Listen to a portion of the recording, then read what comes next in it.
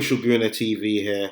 Welcome back to the channel for another video, another episode. We're back again with the preview for Wolves versus Arsenal and also a little transfer roundup.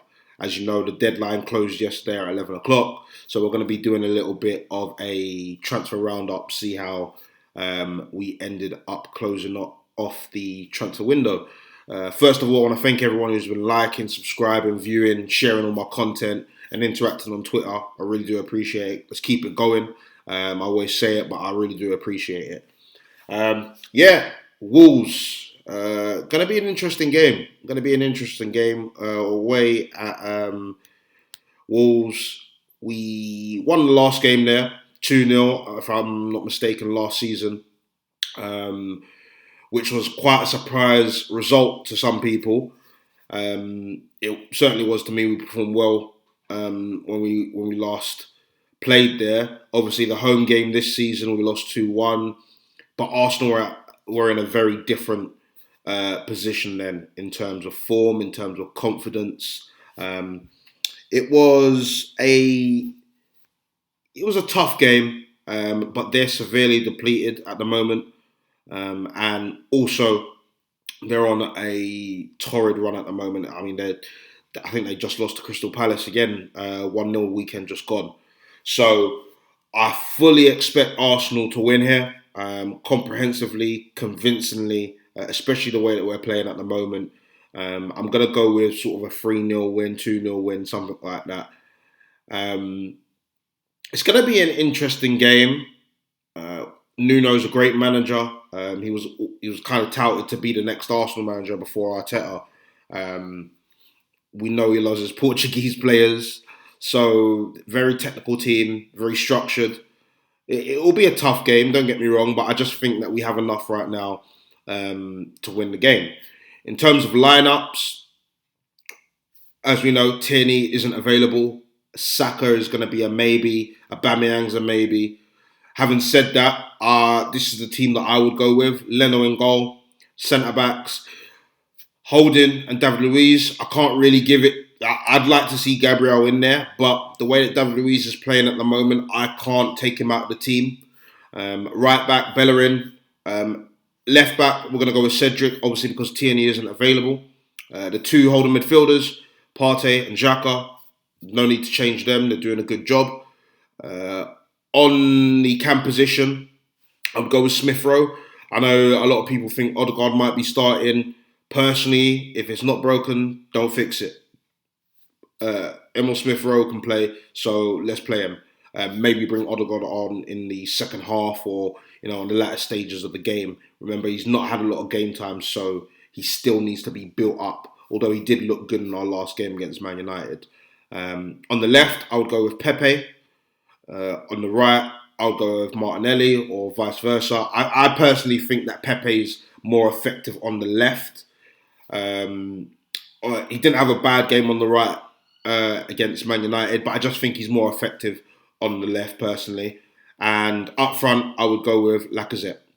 If Aubameyang is available, I would then change that. I would put Pepe on the right, Aubameyang on the left, and Lacazette through the middle.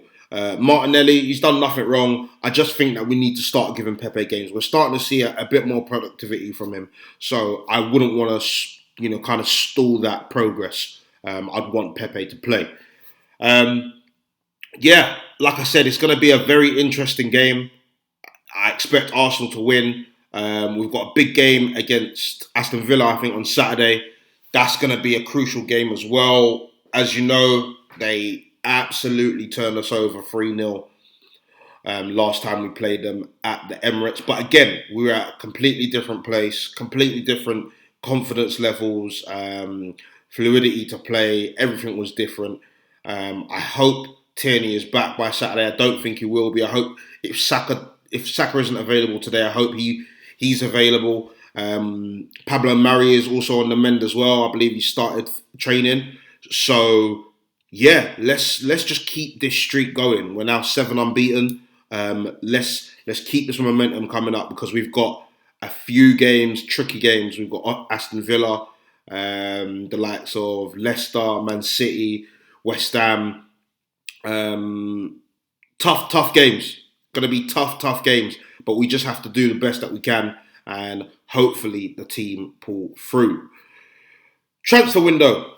Obviously, it closed last night at 11 o'clock. And to be honest, I'm not entirely disappointed with the window. I'm going to get a bit into it.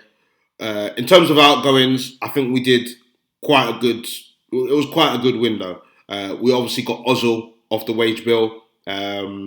That was no secret. We kind of found out midway through the transfer window that had happened, and he's gone to Fenerbahce. Things that developed yesterday. Mustafi has gone to Schalke on a 6-month permanent deal. That was, again, one that was developing. We didn't know if it would pull through, and it has. That's another name off the wage bill with good wages, higher wages. Ainsley Maitland-Niles. This one I'm not too sure on, if I'm being honest. I'm not upset, but I'm a bit, confused as to why Niles has been frozen out of the team. Now, I know people will say, he's not been performing at left back, but he's not a left back. As far as I'm concerned, he's no worse or better than Bellerin. I think he's actually better than Bellerin at right back. But he wants to play midfield. He's obviously got the Euros coming up. He's an England international now, and he needs game time. And I respect that he wanted to go out on loan. However, one thing I would say is we could have got 20 million for Niles, and we turned it down, and we said no. He's a part of our plans. We want him to play for Arsenal Football Club. Just after that window, which was the summer transfer window, he's been basically exiled out of the team. Hasn't played a lot of minutes, hasn't started, a few sub cameos, but other than that, hasn't played nowhere near enough football for him to even be considered by Southgate into the England side. So my question is, why? If that's the case, that he's not a part of the plans, why didn't you just sell him? 20 million was on the table. We could have sold him, kept Martinez, rather than faffing about with, Runarsson, Matt Ryan, who's now injured, by the way. It just doesn't make sense. I think that's the only kind of fuck up, if I'm being honest, through Arteta and Edu's kind of transfer window. That just doesn't make sense to me. It didn't make sense. That's the only mess that I've kind of seen at the moment, other than the Willian signing, by the way. That was a mess. Obviously, the other names, Socrates had his contract terminated. He now plays for Olympiacos. Good luck to him. Kolasinac went back to Schalke on a 6-month loan. Obviously, he's going to be a free transfer in the summer, so he's gone, but he's off the wages. And Joe Willock yesterday went to Newcastle on loan. I think that's a good move for him. He's not going to get in this side. I think he needs to work on his craft, and he'll get a lot more game time at Newcastle. He does work hard. I'm not going to take that away from him. He just hasn't got it at the moment with Arsenal. We haven't got the time to to kind of try him out and give him the time at the moment. A lot of people will say, well, why don't you play him in Europa? The reason why I wouldn't play him in Europa is because we need to win that competition. So we need the best possible players to win us those games. He likes to play a more advanced role, and he's not going to get in over Odegaard. He's not going to get in over Emil Smith-Rowe. He's not going to get in over someone I think that can play there in Pepe. So for me personally, the loan was a good move, and let's hope that he develops. We've seen people like Reece Nelson go out on loan, Emil Smith-Rowe go out on loan, and it benefit them. So let's hope the same thing happens. People that stayed at the club that I didn't expect to stay, Eddie Nketiah. I thought he would go out on a permanent transfer, or at least a loan. I don't think he gets anywhere near this team, but Arteta has shown some faith and said, look, I want to keep you. That might be to do with Balogun, another person that I think we need to tie down. I don't know if it's going to happen. I've heard rumours that a 5-year deal is on the table and it's being considered, but nothing's been signed yet. So I don't know where that one's going to go. Balogun, has impressed me since I've seen him. I've watched a lot of his, youth development games, and I think he has what it takes to be a very, very good striker, and maybe the future of Arsenal.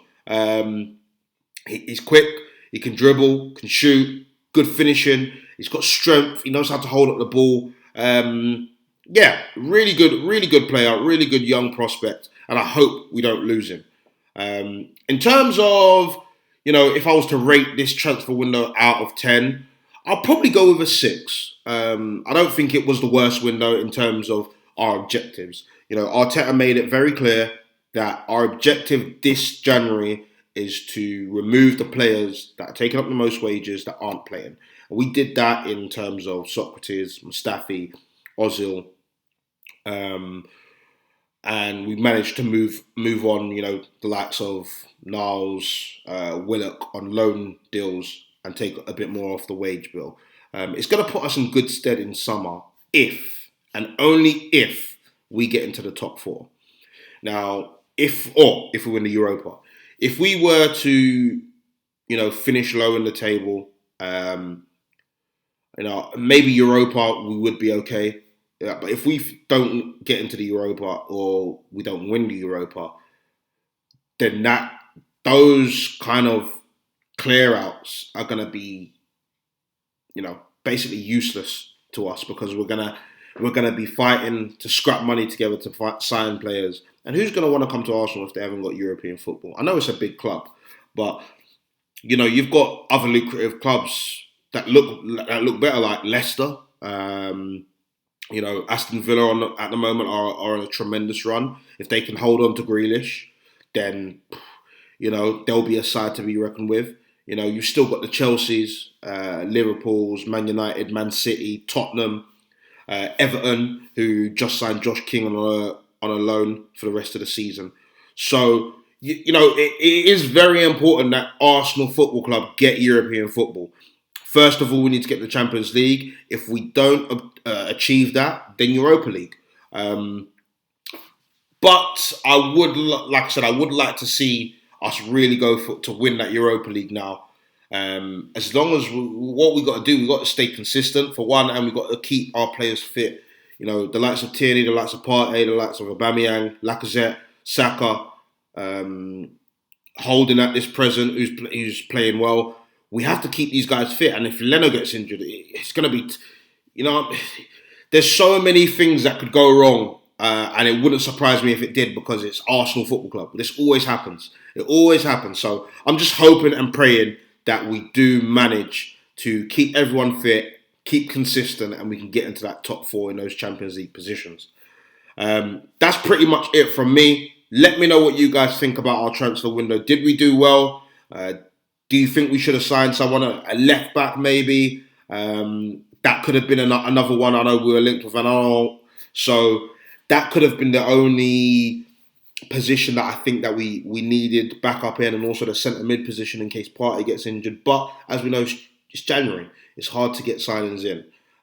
Do we think that this kind of sets us up good for summer? Let me know what you guys think, and also let me know what you think the score will be today. Wolves versus Arsenal, 6 o'clock. Let me know, guys. Again, thank you for watching. I appreciate all the likes, subscribes, comments. Keep them going. And everyone stay safe, obviously, during the pandemic. It's crazy out there. The amount of deaths and infections. I just hope that everyone's staying safe. Look after your friends and look after your family. Thanks again for watching. I hope to see you soon. Bless up.